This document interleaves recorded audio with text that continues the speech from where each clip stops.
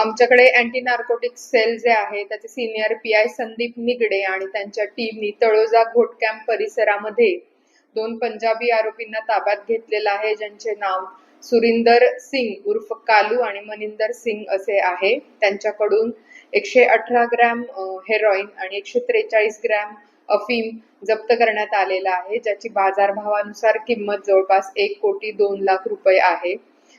पंजाबमधून हे ड्रग्ज आणून या ठिकाणी विक्री करणार होते.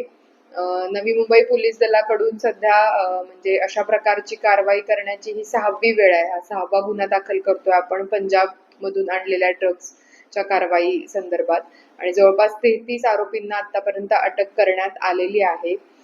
नशामुक्त नवी मुंबई किंवा नशामुक्त भारत अभियानांतर्गत आमचं अँटी नार्कोटिक्स सेल असेल किंवा प्रत्येक पोलीस स्टेशनला स्थापन करण्यात आलेलं अँटी नार्कोटिक्स स्क्वॉड आहे, यांच्याकडून अंमली पदार्थ विरोधी दमदार कारवाया सुरू आहेत.